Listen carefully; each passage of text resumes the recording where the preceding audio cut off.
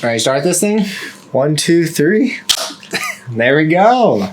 This is episode 14 of the Buckhouse Podcast. First in person. That's right. This is Johnathan. I'm real. We are here together at my place. This is super exciting. I'm just excited to, this is our first podcast. I don't even know. I'm lost for words. What you got, bro? I gotta feel like I don't know where to look. Do I look at you or do I look at the camera? Right now we only have one camera. So, yeah. But multi-angle. Anyways, this is just because I'm in town. So my brother lives 2.5 hours away from me. I came down for the weekend of a bunch of family stuff. And so I was like, dude, let's do an in-person podcast while we come down. So we brought some of my setup and we're in Ben's office and here we are podcasting. Yeah, we're super excited. Thank you, Johnathan, for bringing your setup down. I got the nice camera and everything. We are using a mixture of microphone setup. I've got Jonathan's microphone on me. You guys know what this looks like. And then we also are using my microphone. Hopefully, it's picking up everything that we need it to. So we will play around with that. But we're super excited. Where should we even begin with this, bro? I had that thought, and I was like, we're in Colorado Springs. We talk about growing up in Colorado Springs or being in Colorado or just in general. I find it crazy that I can still navigate this city completely. I don't know if it's because I just drove it a lot when I was young and then just learned the streets or whatever. But when I was like, I got to go to Ben's place, I knew exactly how to get here. Yeah. I mean, I think that's something that's helpful is not only, yes, you lived here for 18 years or whatever. But the weird part is I only drove for 3. Yeah. But so mom drove us around, dad drove us around, Tyler drove us around. You lived here. Somewhat familiar with it. Yeah. So you did have that foundation. And then from there, you did move away, but you still came down here. Bobby still lived here for years. So you were still coming down here. Your family lives here. So you still come down here. There is that. But I've talked about it before, that Power of Habit book right up there, that yellow book, yellow and red one.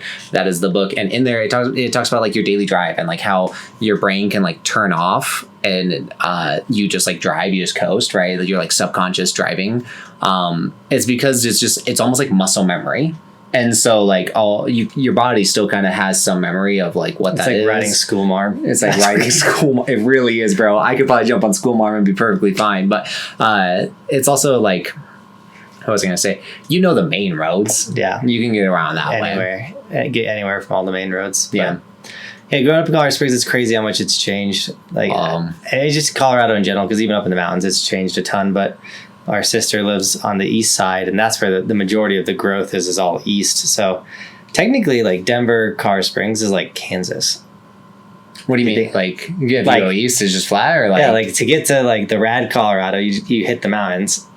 But anything from the foothill, from the Front Range, that way is just all Kansas. So I forget what video I was watching or something, but it was essentially breaking down the Rocky Mountains and how weird it is because it's where the Great Plains and the Rocky Mountains meet is Denver and Colorado Springs. Oh, I know what it was. It was a video talking about the population of Colorado and how it's 85, if not higher percent. It's 85% of Colorado's population lives in Denver and Colorado Springs. Yeah, right.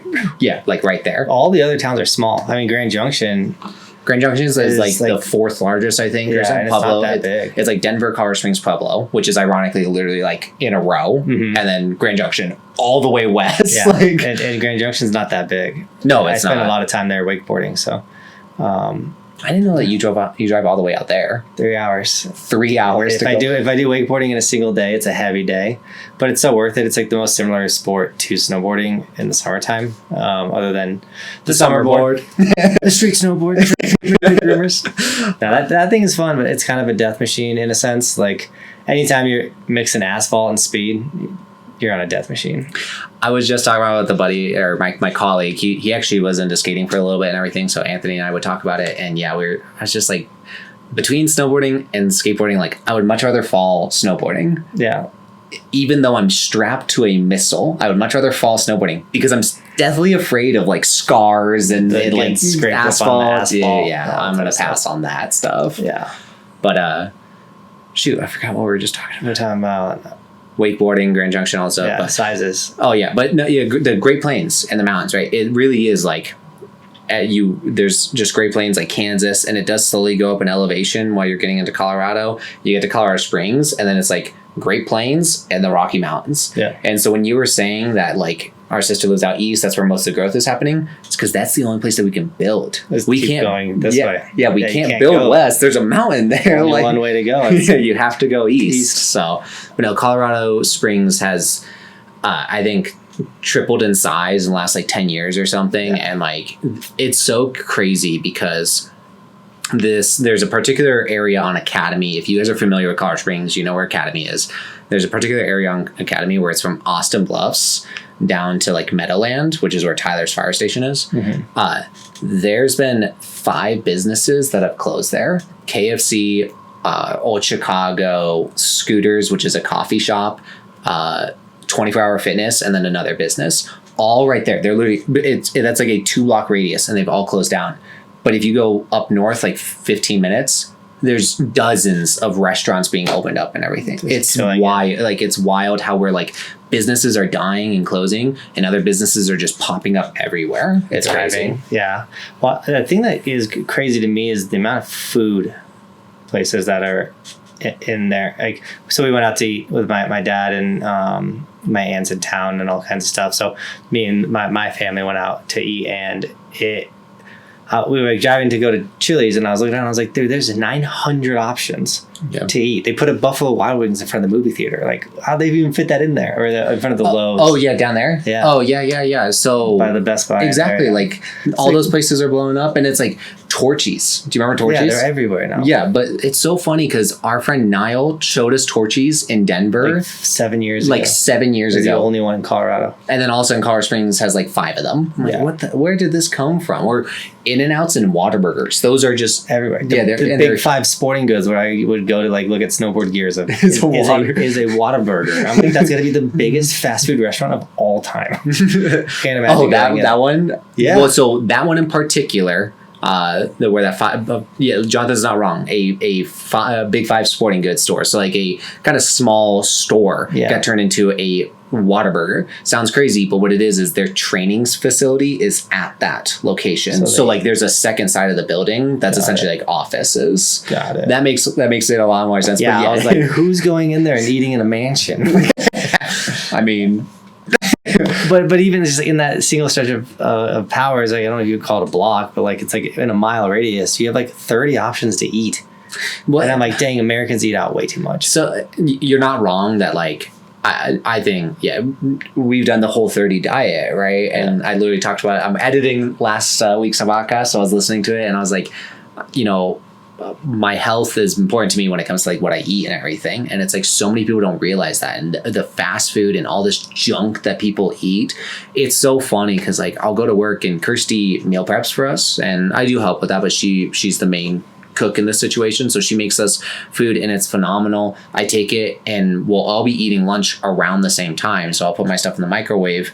Everyone else just ordered Taco Bell or McDonald's or whatever, and I kid you not, every single day, dang Buck, what you eating? That smells so good. Like, and I'm like, you guys could do this too, but you're choosing to eat the fast food. Like, it's crazy. It's crazy. Well, I mean, so me and my wife went out, and like we were looking at the menu, and she could have easily spent $25 on her own meal, and I could have spent $25 on my own meal. Instead, we got like a $27 meal that was big enough for us to just share. Like, we got like the 3-meat fajitas instead of getting like our own single fajitas and things like that. And we just shared. It was so much food. Like, we still didn't finish like everything on it, and not only did we save money, but we also didn't overeat. Things like that. Like, portion sizes are extra large. So something I was watching another just video, and it was talking about like misconceptions that other countries have about America, and like it was like some pretty good stuff, but particularly there was a moment where they're like, our portion sizes are bigger at like restaurants and everything, but it's also they said leftovers is a big culture in America, and that is true. I love leftovers. I love taking stuff home. And apparently that's not a big culture in other places. Mm-hmm. And I just went to Germany for the first time. Their portion sizes were about par with ours. I wouldn't say that ours are like we would definitely give way more French fries. Oh yeah. But no, yeah, people didn't finish. They just left it. Like there wasn't like, oh, give me a box. I'm gonna take this with me. Yeah. And so like there is that misconception. But the other thing though is something that I have been working on is like the speed in which I eat food, right? I'm trying to slow it down because if you eat fast, you tend to eat more, right? And I think that's a general thing that Americans struggle with. But also there's just this natural instinct because like think about it with like dogs do this, especially as puppies, where you put food in front of them, they're going to scarf that down because their natural instinct is like, I've got food. I don't know what I'm going to eat next. Like I'm going to eat it all. Yeah. So all those humans, yes, we should be intelligent enough to be like, no, I've got breakfast, lunch, and dinner. Like I'm fine. Yeah. But there's that natural instinct where we're like, to just put it down. Eat. And it's like, no, leftovers. They're good. They're good. Like I've been in a way, like I'll prepare breakfast or prepare my meal. And I do try to like not immediately like it's off the stove, eat it right now. Like I like get off the stove, kind of pick up a little bit, like get the stuff away, and not immediately go to the scorching hot plate and just pound it down. It's so funny because I forgot that you do that. And like I never really eat my food hot. Yeah, like you immediately. You would make food and it like instantly start eating, and I'm like going and grabbing napkins and stuff, and I come over and you're like halfway done. I'm like, what the? Yeah, I have to like eat fast. You're quick, immediate. Yeah. No, I'm like a puppy. I scarf it down. No, I'm not one to like have to eat immediately or anything, but I am just a fast eater. And so, like I said, I tried slowing that down. And as I went on this like lifestyle change with Whole30 and everything, I also took it upon me that's like if I was eating a snack, like what I used to do, if I was eating chips, oops, our light just fell. Johnathan will grab that. So if I was eating snacks, I had this tremendously bad habit of like, let's say it's Doritos. I would grab like 4 Doritos, or I would say 4, maybe like 2 or 3, and just like put that in my mouth and eat that. Meanwhile, Kirsty's sitting next to me and she would grab one Dorito and kind of like slowly bite it. And as soon as I was like, why am I, like, I'm not enjoying this. I'm just stuffing my face. And I was like, I'm going to stop that. So I would like take a Dorito and take like a couple bites out of it. And I noticed that helped me like enjoy it longer and eat less. And so I think that's just something we all need to get better at, slowly eating, bro. Yeah. I don't know.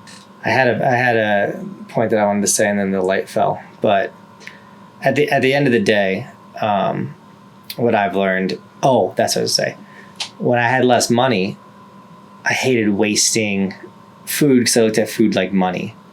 And so I'm like, I just got a bunch of like leftovers, or I'm at this party and there's pizza. So I'm going to eat 15 slices of pizza because I'm not paying for it and it's free pizza.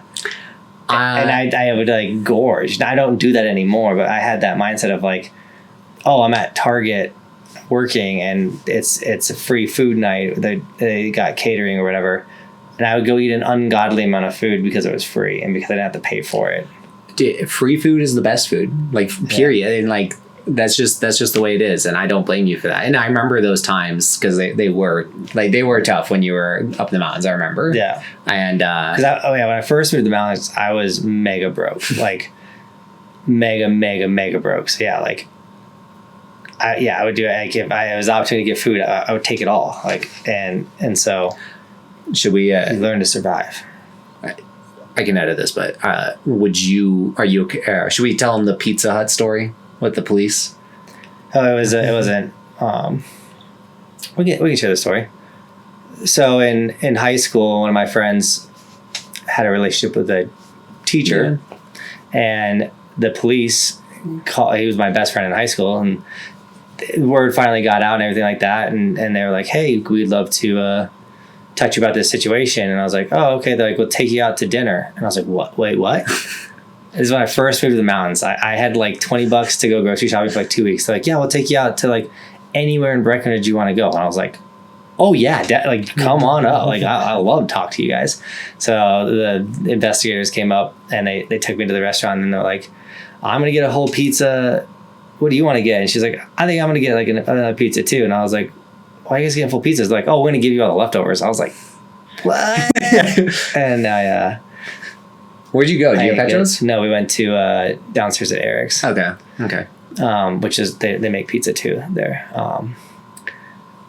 But I was broke and I got a lot of food. That sounds like a steal. That sounds like a steal. I love, like, when we go out, when we do like a family get together, especially with dad, like they don't want the leftovers. And so I'm like, yeah, I'll take everything. Yeah, like when we go do the Noah runs. Oh, yeah. And then after, because there's like a big cater. Oh, you can wear one of the Noah shirts. Yeah, this is, we used to do a run for our little brother, and this is literally a shirt from that run. So that's funny that we're talking about it. But yeah, Noah's our brother that passed away. We had a little, yeah.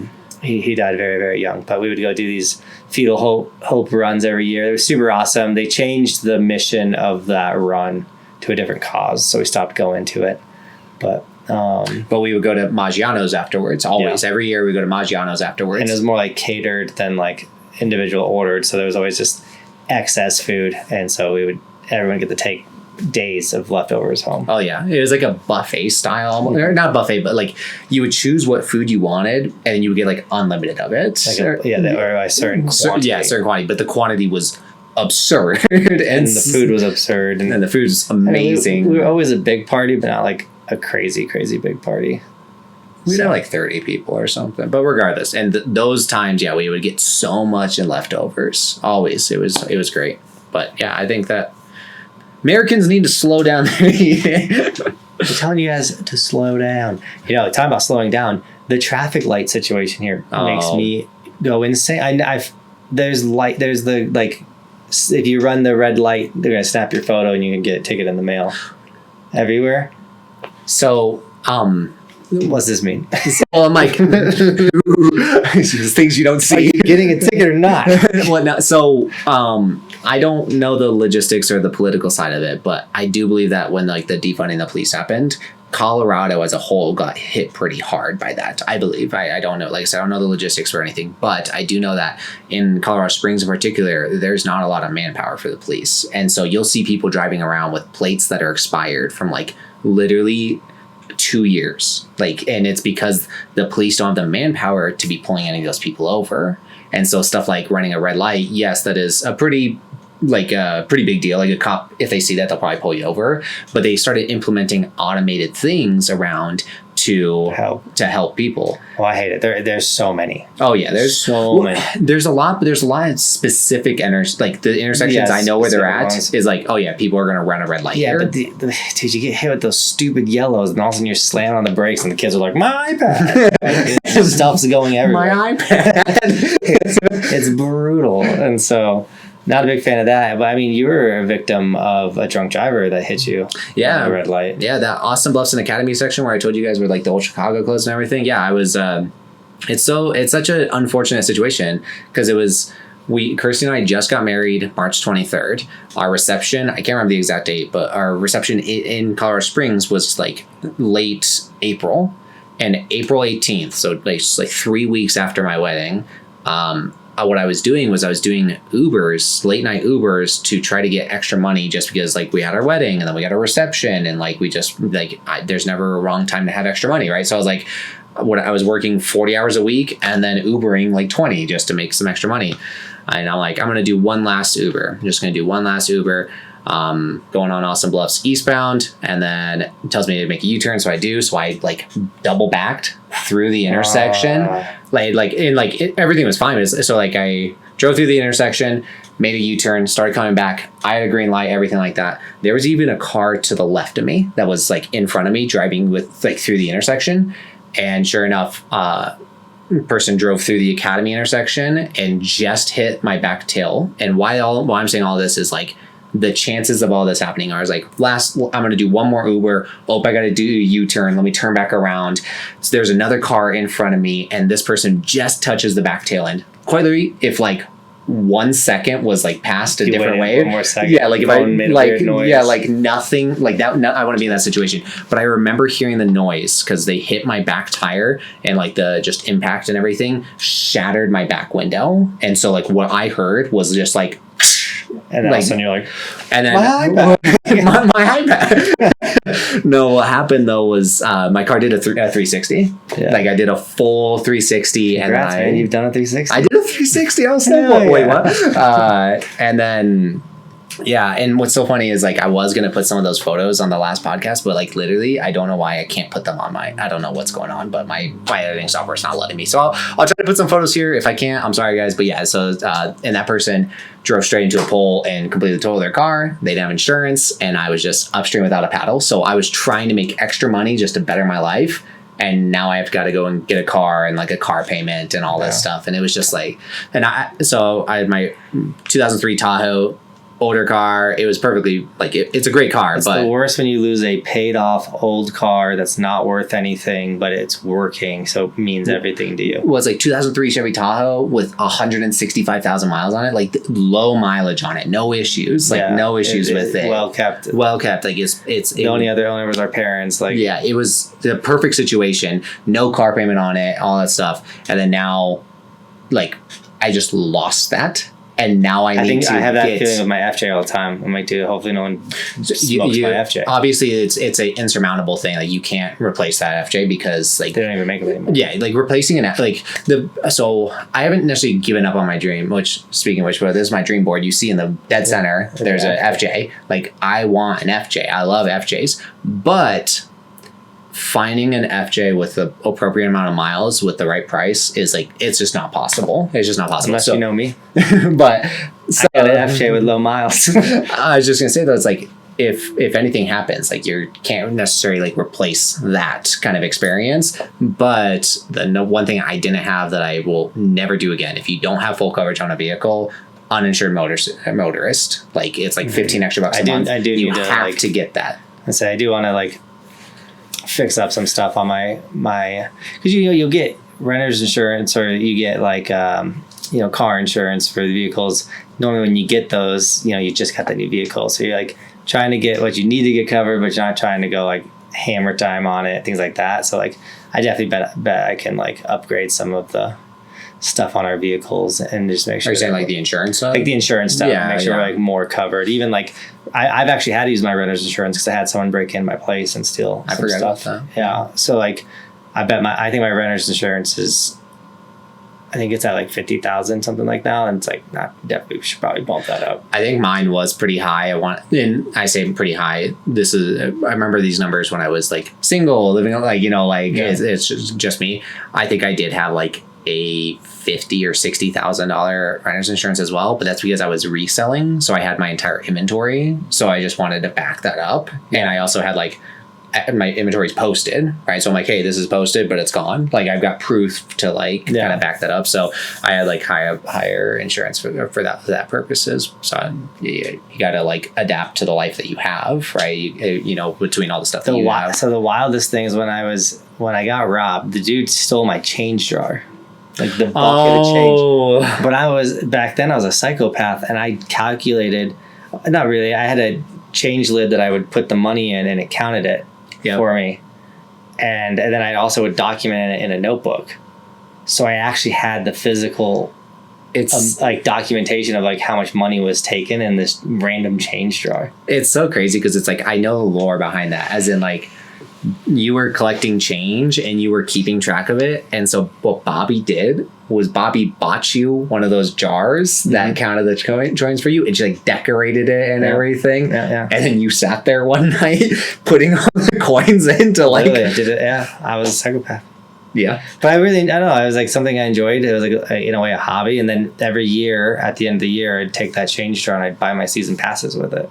Yeah, it's crazy because it's like. Your story, so your story is actually incredible because it's like you went up to Breckenridge with like nothing and you were broke. I went up to Breckenridge with $375. $375. Moved up to the mountains. You moved to the mountains with $375. Yeah, that's just crazy. Like moving to a whole new city where you know nobody with $375. Like, and then look at you now. Like your story is crazy because it's like. I'm just gonna say it. Like when you were talking about the food earlier, like genuinely, I remember going up to the mountains and you were like, "Yeah, bro, I got some snacks. They're not the best though." And you had like Snicker bars that expired, and Target was just gonna throw away, but they gave to you. No, that's from Breckenridge. Breckenridge. I was once again just taking free food or whatever. It was at the end of the ski season because that summer I worked for the Ski Hill Grill on the base of Peak 8. And yeah, they're like, hey, these are all the winter candy bars that expired. Go throw them in the dumpster. And I was like, throw them in the dumpster? What do you mean throw them in the dumpster? There's no way these are bad. And so I, instead of putting them in the dumpster, I put them in my car and took them home. I remember you're trying to eat one. Notice the word trying. Pretty hard. But that's what you did. And Butterfingers, and if I wanted candy, I had it. Yeah, but like that's what you did, and like not saying to survive, but like let's be honest, did you eat some of that as like a meal replacement? I definitely, it was a part of my routine. Yeah, like I would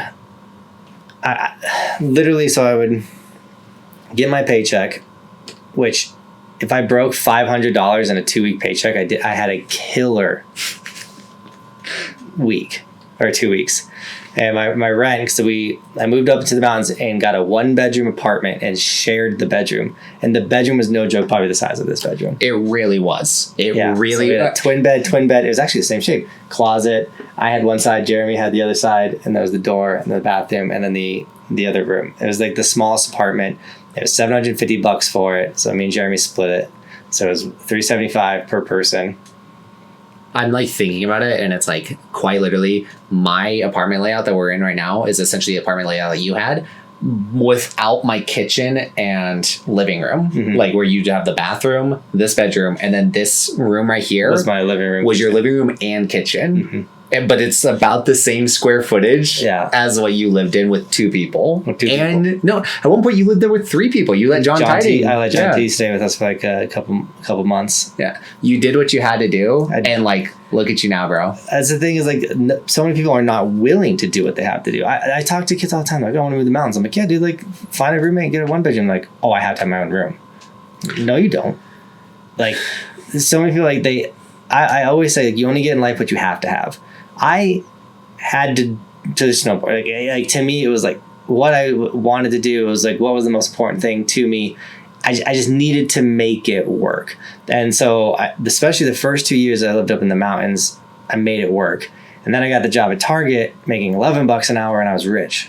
I was like, $11 an hour. This is insane. And then I would drive from Breck to Target, and that was brutal. But then one of the dudes that was working at Target was moving out of his 1-bedroom apartment, and he was like, yo, this place is awesome.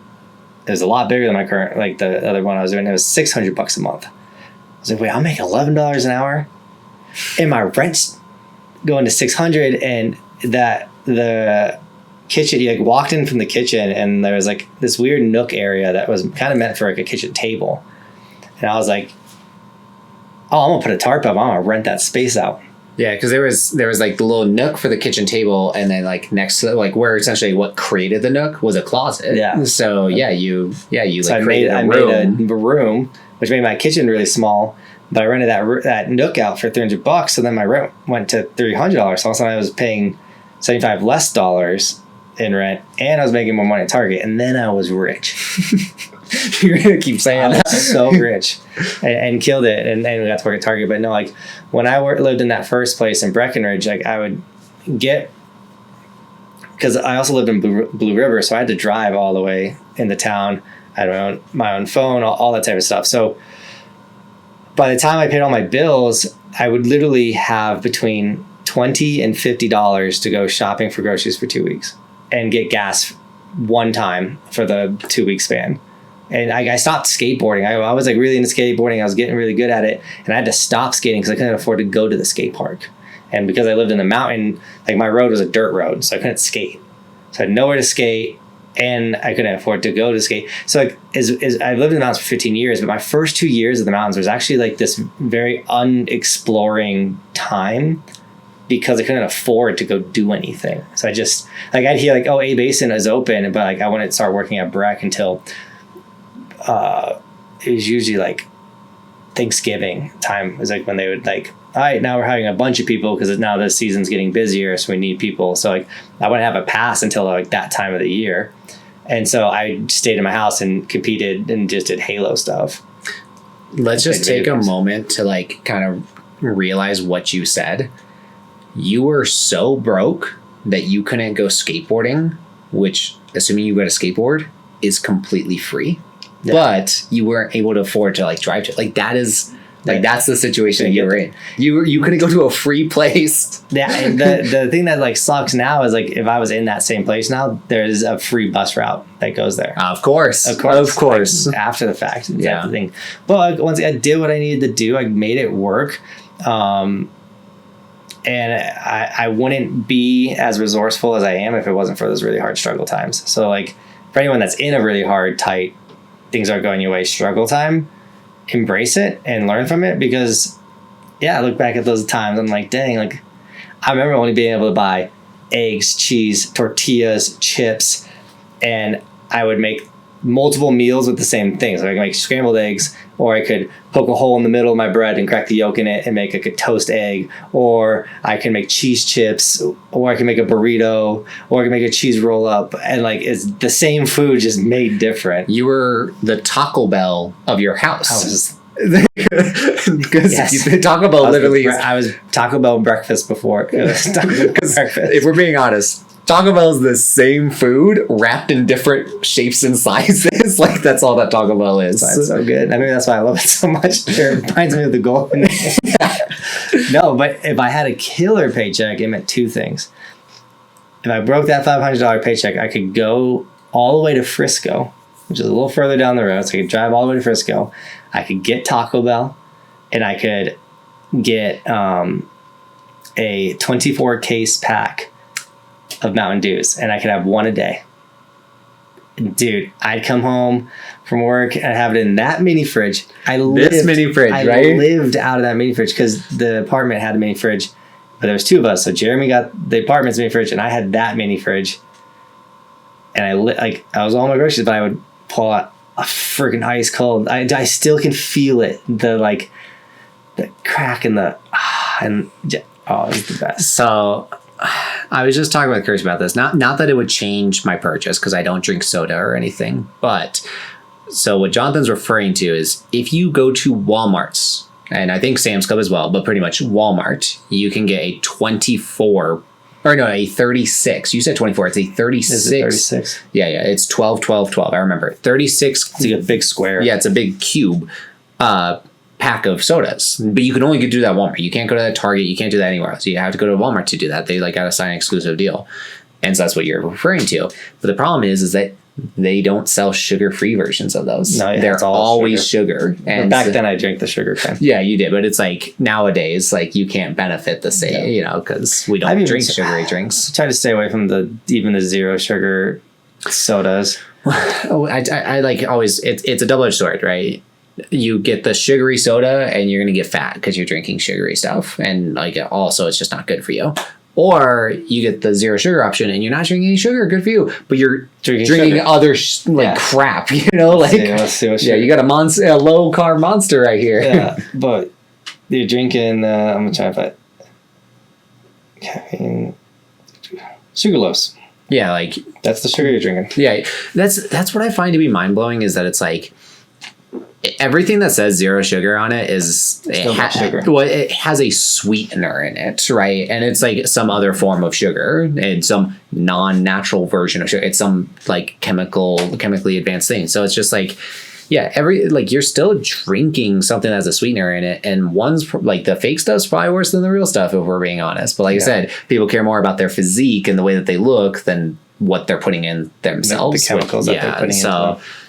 I will say I got a problem, man. I am addicted. Not even addicted. It's not an addiction of like, because I can like just immediately stop drinking energy drinks there for whole 30. Okay.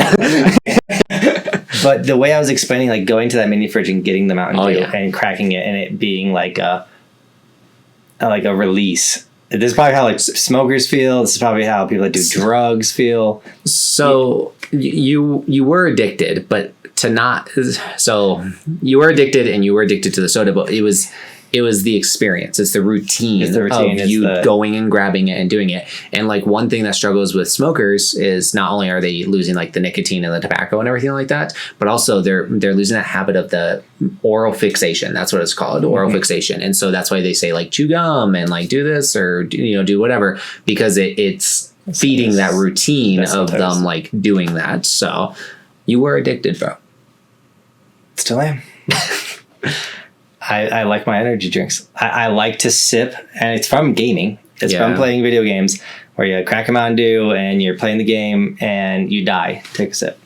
Yeah. Go on or whatever. Like you're in the game lobby, take a sip. You know, you die, take a sip. I'm specifically talking about Halo, but I don't. So where I get my addiction when it comes to the gaming side of things is oddly enough, like this is, so I wasn't an iPad kid, but I was like pretty darn close. I was like a YouTube teenager.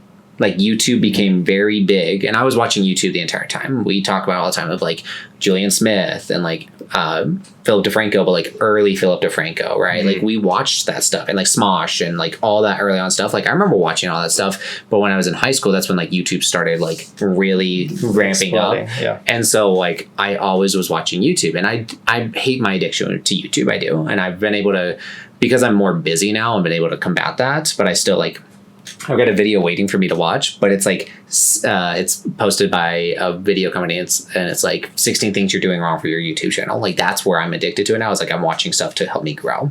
I do that stuff all the time. While I'm gaming, I'll have a stream up next to me, or I'll have a YouTube video that's like paused. So I'll be playing my Halo match, and then when I'm done, I turn and watch a YouTube video. Like that's what I do. Like I'm multitasking that process. Now, to be fair, when I'm playing video games, mostly nowadays, I'm by myself. So it's not like I'm ignoring my friends and watching a YouTube video. It's more so I'm just like, that's what I'm doing. So I'm not sipping an energy drink between matches, but more so watching something. I mean, I guess I kind of do it with like editing. So like I got to edit a video, and I know that these 20 runs I didn't talk at all because we were riding the park, and they just need to be cut up, and I need to like delete like the crap, like the bad writing or whatever. So all of it.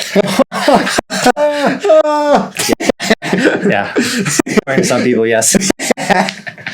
And so I'll click on a YouTube video to like listen to whatever, and then I'll just mindlessly cut my footage like super fast. I wish I could do that. I noticed I pay more attention to one thing over the other, and it's because like people say all the time, like there's no true, like you can never truly multitask. Yeah. It's your attention goes to one thing. Yeah. So, it's definitely not the ideal way. It definitely makes editing take longer, but it makes I don't know, like I love editing. I love making a rad video. There are very boring parts to editing. So I know exactly what you mean. It's like when you're editing something that you feel passionate about, there's that passion that pushes you. But also, if you're editing something and you know it's turning out good, you're like, oh yeah. Yeah. Like this is, you get into a flow state. Yeah, you get in your flow state. I wish Bobby could understand editing flow state, because like I'll be in it, I'll be crushing an edit, and she'll be like, hey, come here real quick. And I'm like, no. And then I just don't. At this point, if I'm in the flow, I ignore her. I'm in the flow, babe. I'm in the flow. I'll go in and be like, what's up? She'll be like, there's a spider in the corner. And I'm like, okay, seriously? Because what happens is once you get pulled out of the flow, I come back in there, I sit back down, and I'm like, the YouTube video. I click on the YouTube video, or like I might look at my phone for a second, and all of a sudden I have a bunch of text from something else that's now it's like, oh wait, I do need to reply to this or whatever. And then I'm not hyper focused on this edit that I was getting done in I don't know, when I get into editing flow, I edit extremely fast too. It doesn't help that I've edited over like 20 or 2,000, I almost said 20, 2,000, because there's like almost 4,000 videos on my YouTube channel. It does count shorts now, which sucks. Yeah. But, sorry not to cut you. No, you're good. Yeah. Because I've edited so much, I can edit freaking fast. But specifically my videos, because I edit them in my mind when I film them. And then So, yeah, I started editing vlogs for work, which I haven't edited a vlog in a while, like pretty much since last time I was kind of like with you. And, so I was like rusty on kind of like the patterns and like filming and stuff like that. But where I struggled with it was like editing a vlog, to be honest, is fairly easy. And like I just saw a thumbnail that I didn't click on, but it was talking about like Casey Neistat's secrets to editing or whatever. And he's like, I edit linear or chronologically. And I already was doing that. So like I already knew what he was talking about. It's like if you just edit it the way that you filmed it, it's just very easy. So much faster. Yeah, it's so much faster. It's very easy. So where I was struggling with like my vlogs is that they're 3-day vlogs. and I'm taking pieces of content from every single day to make the video make sense and everything like that. And it does slow it down because I'm like searching for content, or I'm like, because it's a 3-day vlog, did I use this stuff already, or should I, like, do I need to make it differently? You know, my advice would be like, just chop it all up. Like, so you do like one pass through where you're like, you're not doing the edit and going chronologically. Like you will in the cut, like you go through and you like cut up all your talking, cut up all your B-roll clips, and get to the point where you've now visually seen everything. And then you can now move it around. So something that I think is underrated, and I have, like, I've kind of always done it, but it's like something I think is very underrated, is organizing and naming your clips. As in, absolutely not. You don't do that?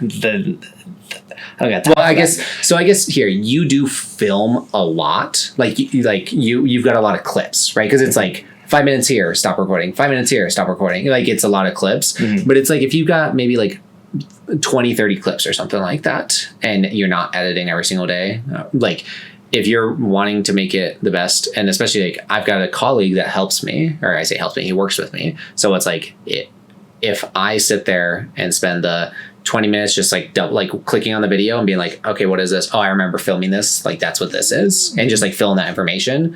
That way he knows what he's looking at. And I'm able to quickly be like, I need B-roll from this. Oh, look, this is called B-roll from this. Go ahead and put it in there. Maybe not for your daily vlogs that are filmed chronologically, but when it's like a big jumbo mess, to have it all organized, I think it's very beneficial. No, I can see that. Yeah. Two different. Editing is, it's different for everyone. Speed for everyone is totally different too, because I'm probably twice as fast at editing than Cody. But Cody will make an edit that looks just like one of my edits. Yeah. I think that I can't speak for Cody because I don't know what he does per se, but it's like, I'm sure that by him trying to edit it the way that you would, that does slow it down, because he's like, how would Johnathan do this? Like that type of stuff. Also, you've been doing it a little bit longer. Yeah. So there's that helps. And I'm making the edit in my mind. Oh yeah. While you're filming it. Yeah. He's gotten better at also kind of making the edit in the mind. He's there, he's making his own mental notes. Like, I'm sure that while he's filming you, he's like, this is what this is going to be. Or remember this point or something like that. Yeah. And I've gotten even better too of leaving like editor notes. Like, hey Cody, like, I just said this and like this is what I'm imagining. Oh yeah. And so like then when he is in the edit, he has that like reminder or like that pullback. Yeah. This Minecraft video I've been working on, I remember when I was filming the script. So what I filmed 30 hours worth of gameplay. I then quickly like skimmed through rewatching it, being like, and taking notes like, okay, in this run, I did this. On this run, I did this. On this run, I did this. I then look at that and I made a script out of it. But while I was making the script, I was like, so then I make the script and then I record my voice over it. And I remember being like, this is for you, Ben, like while you're editing this, like, I don't know if this is a typo or I don't know what's going on here. So I'm going to say it 2 different ways. Right. And so like, it's like you're saying, like those editor notes. And that's so helpful because here I am like editing it, a little bit later. But now that I have those notes, I have something to like remember or think about. And like, so like you saying that for Cody, it makes sense. It makes sense on why you would do that. But I definitely like editing. The thing that I hate is the edits you care most about tend to do the worst. Or like, dude, I'm a snowboarder. Like, I almost want to sit there and make a snowboard montage and like just the best clips and really rad music and all this love and passion into this, like, putting like 3 hours into a 1 minute, 30 second video. That won't do very good. No, I 1000% get that because I expressed my frustration with you about this. So the worst part about being a social media person, maybe you can agree or disagree with this, is that like, there's almost no consistency with the algorithm, as in like what's going to pop, what's not. What's going to pop, what's not going to pop, right? And it's like my content on my YouTube channel seems a little lazy, but that's just because that's what works for me. What I do is I have a system set up on my computer to where, let's say I say something funny or something crazy happens or blah, blah, blah, whatever. I click a button and it records the last minute of footage for me. And just the last minute of footage. Then I take that and then I edit it down to what I want it to be. And sometimes that sucks because like I needed it longer than a minute, but it's also like I don't have infinite storage. So I can't do that. But all that I do is I like kind of trim it down, make sure that my face is up here, my gameplay's down here, and then put captions on it or whatever, and that video will get like a couple thousand views easily. But I've spent like an hour on a short once or longer, like planning it, scripting it, filming it, editing it, all that stuff, and it flops. Like literally 15 views. Yeah. And I'm like, why am I getting 15 views on this video? I don't get 15 views on it. TikTok hates us. Well, it's also just on YouTube. It's like even like my quote unquote bad videos will get like 400 views or whatever. But I spend hours editing this and I get 15 views. Like it's so defeating when that happens. No, definitely. I would also encourage to repost them. Like you let it breathe and then repost, especially if it did that bad. I've tried that, and I've tried that with some viral stuff, and it's like one of my videos is finally hitting. It's a little inappropriate, but I say a little inappropriate. It's very inappropriate. No, it's a clip of Ninja actually cussing. He says, "The F you say to me," I'll just say that, right? And it's very popular. It's very memeable. It's really funny. And I found a book, and it's like How to Be a Ninja or something like that. And I was like, I can't believe that. People made this book, because every time I open it up and it's a green screen and it's Ninja saying the F you say to me, right? So I thought, I was like, this video has the potential to go viral. I was like, this is a great video. It's funny, it's short, it's simple, it's easy. I edit it, I make it, and it didn't flop, but it got like maybe a couple hundred views, right? So I posted again a couple months later or whatever, and it got a couple hundred views. But now I don't know what it is, but like on TikTok, it's got like 17,000 views, and but it's like getting the traction now though. I would post it again if the old one's getting traction. Post it again. Especially, I think it was Ninja somewhat trending, and then all the doctor stuff. Like streamers are pretty trendy right now. You're not wrong. I should do that. I will do that. So you guys will see that video here soon. Now, but, check it out. But no, what's funny is this is the first time it's ever happened to me, because most of my stuff isn't. Well, not just the old video, but 2 kids in particular used my audio as like a like they made a video using my audio on TikTok. Now these kids, I'm literally using the word kids because they are children and they've got like tens of followers or whatever. So it's like there's going to be no traction there, but I did make sure to like them just in case it does become like a thing. Because then like imagine I get a sound, like my sound goes viral. That'd be pretty cool. Yeah. Right. So I like tried promoting a little bit. I do think that you're right though. I should repost that. Yeah. And I mentioned it in another podcast, but like also the one where I was like dressed up as Master Chief. Like that one, I think I'm holding on to that video. Oh yeah, no, repost that. Just if you have content you made and you love, like keep reposting it. I found a way to repost a lot of my best lines, and so when you get sponsors, like Insta360 is one of my sponsors, so I have like a monthly quota of like content that I got to post for them. Yeah. In order to get my check each month, and so I'm not going to be snowboarding right now. Like I'm not going to get new snowboard stuff, but I have a huge backlog of hundreds of really sick lines. And the cool thing with the Insta360 camera, which is a 360 camera that does video, but you can snap stills from it. So what I've been doing is editing my runs to where the rad thing happens and it freeze frames for a second, and then I add a camera noise, and then it goes back to the ride. Oh, that's cool. And so I thought of it. I don't know how I thought of it, but I did. I was like, oh, and I've done 2 of them now. But I'm like, I just found another way to reuse all this rad, because with snowboarding too, like I'll get a powder line on a spot in the mountain that I'll never get again. Either it's going to be tracked out, or the snow is not the same, or it just might never be that again. And so to have it's captured on footage is 1, rad, but 2, like to be able to use it as much as I want.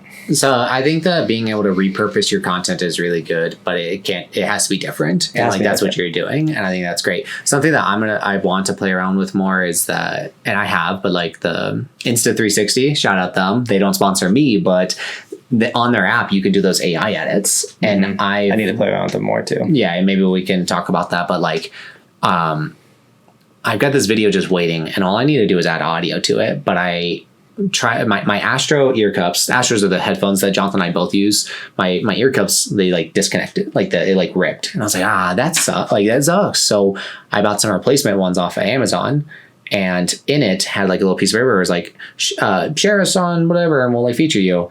And so what I thought of doing is like, I'm not gonna make any lame video. So what I did was like made a cheesy like showing my Astro ripped. I like took them out, put the new ones on, and then I was like, when I put them on, I then had me turn into like Master Chief, and I'm like, whoa, and then I like take them off. So it's like and then I'm like now myself. So it was kind of like Why haven't you posted that? So all I need to do is add audio. I just haven't gotten around to it, to be honest. Or music. I just want to add music. I just have to add the music. But I was like, that's sick. And I did like one for Minecraft and stuff and everything like that. You should do the 8 critical tasks thing. So yeah, I think because you could put that down as one of them. Here, look. This is a piece of paper that has meeting notes that I needed to do from work. Now there's only 4 with 2 sub ones. So this is 6, not the 8 that you want me to do. But no, I would concur. You could do 6. You don't have to do 8. But not for your job. But for your social, and they don't have to be like. It doesn't need to be like post that video, because post that video means you got to get the audio done and then you got to go post it. Literally do baby steps. So like tomorrow's task is to add the audio in, or not even add it, find the audio. Yeah, I got you, bro. I got you. He's got a... Oh, that comes off the wall? So, we'll just write my task right here. His office is the worst. Sharpie. I know you can't see. I grabbed the wrong one. You can't. It says get audio. Yeah, and so that's either you recording it or you finding it, but not adding it into the edit. So like task 1 is get the audio, and then the next day could be put the audio in, or your next task could be put the audio in, or it could be edit today's podcast, or like these little micro steps. And what happens is when you're sitting here at your desk and you're like, okay, just wrapped up the podcast, I'm not gonna go to bed for like 30 more minutes, this YouTube video is here, or you look in this book and you're like, shoot, get the audio.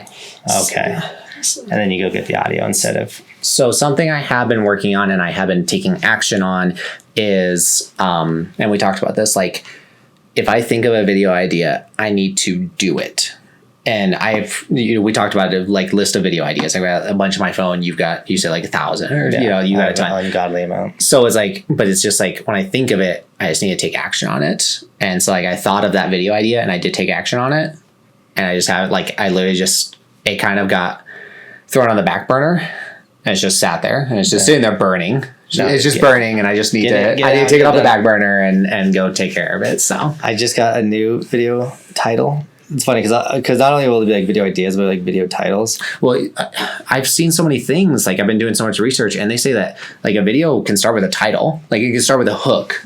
It should start with. It should start with a title and a hook and a thumbnail, and then you do the rest. Do the rest. My insane life as a pro snowboarder for Clue. Okay.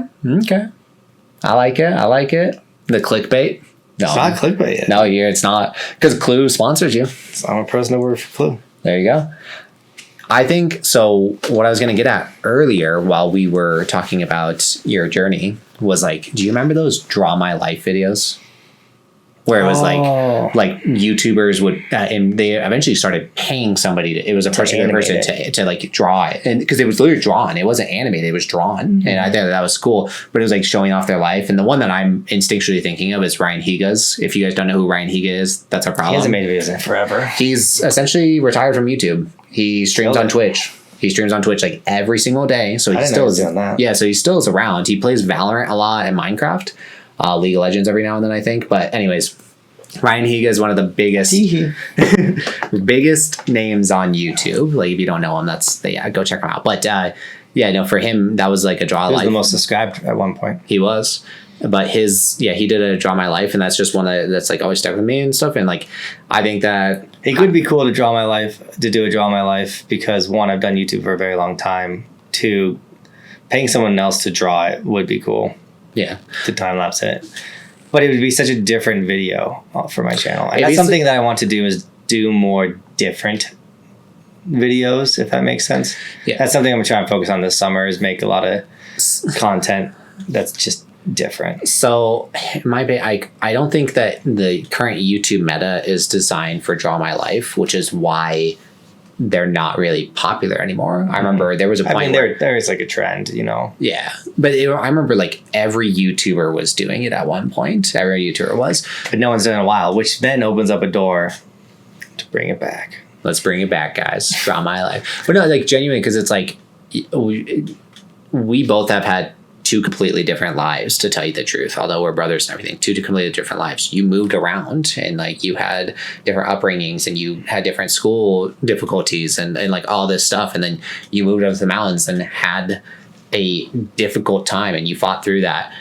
Whereas myself, like, I was born and raised here in Colorado. I never moved from, and like my upbringing was different with everybody and all this stuff. And then it's like, when I moved to the mountains, you were already established. And if you guys don't know, Johnathan and I planned me moving out to mountains when I was like a sophomore in high school. There was talks of that. Like, so there was a while, and he was like, bro, I can't wait for you to come up here. Like, it was a constant talk and everything like that. So that was my goal. I was like, it sounds terrible, but like, I'm not joking, because of jokes, but I took it to heart. Whereas like, I didn't date anyone in high school because I was like, nobody's going to stop me from moving up to the mountains. Like, I'm not going to have something that like hold me back. Like, there was all this stuff, but you had like this established kind of like life. Like, I moved into your apartment with you, and like, I got a job at Target with you. And so we had like two different things, but it's like, I also struggled in a lot of other ways that we won't get into because we're going to keep it for my Draw My Life video. But, and so it's just really cool to like hear someone's full story, like start to finish. The fullest. Yeah. Like the fullest. And I think in those videos, they're like, I think that you essentially tell somebody your life story, and then they like write it the way it should be, like dramatized or whatever, but also kind of like piece it together the way it should be, and then they also like draw it for you. And so I think it would be like a movie kind of quality. But my life is a movie. I mean, Chris James, one of my good buddies, is like, dude, your life story's crazy. Some people got average Joe lives. I couldn't read in high school. It's tough, yeah, because it's like, no, that's a real thing. Like, I had the quote unquote like most education when it comes to like our primary school, so like elementary through high school. Like, I had the most education, but I also didn't take education seriously, and I kind of still don't. So it's like, I don't know. He's dumb. Not true. I think I'm an incredibly smart person, but I am not book smart. Like, I'm average, but it's like I never paid attention in science class or English class or whatever. So just like, it doesn't matter to me. But here I am like teaching myself social media stuff all the time because that's what I care about. Like, I learned the stuff that I care about, and that's just the way I've always been. That's how it's supposed to be. I mean, not everyone's meant to learn or be this, like, do things the same way. Yeah. So figure out your own stuff. No, I wish I took school a little bit more seriously in some senses, but I'm also like, I'm happy where I'm at. So why change anything? I just wish I didn't take out student loans. That's the thing, is like, I always go back and forth with college. Even somewhat recently, like before, this was like maybe like 8 months ago or something, I was like, do I maybe want to go back to do I want to go to college, like get a degree, kind of like not go part-time, but like maybe work 32 hours instead of 40 hours a week at work, and then go full-time in school or something, like just to give me some time or whatever, or like go full. It doesn't matter. Like, just go to school for a little bit, get a degree, and then go from there to get a higher paying job. Like, I don't know, maybe. And then now, like literally 8 months later, I'm like, no, I'm not going to go to school. I'm not going to go into debt and all this stuff. And one main reason is every single one of my siblings have a college degree. Every one of my siblings went to college. Every single one of my siblings went to college. Not a single one of them is using their degrees. Yeah, none of them are using their degrees.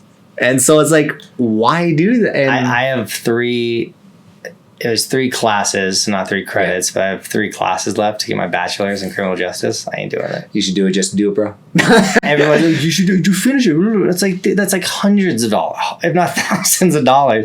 No, that's thousands of dollars. To go get 3 credits. But it's also like hundreds of hours.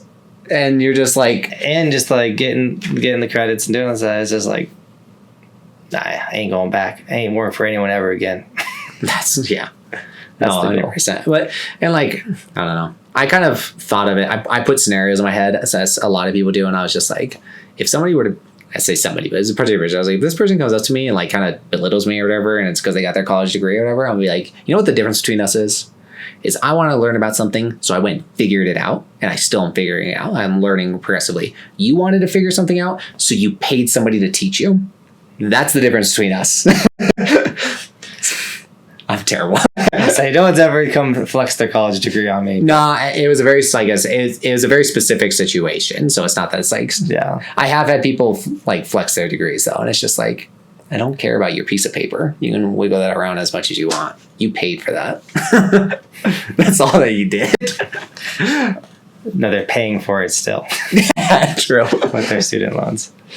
All right. How you feeling, bro? I feel good. I feel like this. So normally we do the podcast early in the morning. It is 10:30. Yeah. It's 2 hours past my bedtime. Yeah, we're normally sleeping by now. Yeah. We just talked last week about fixing your sleep schedule, and here I am messing it up.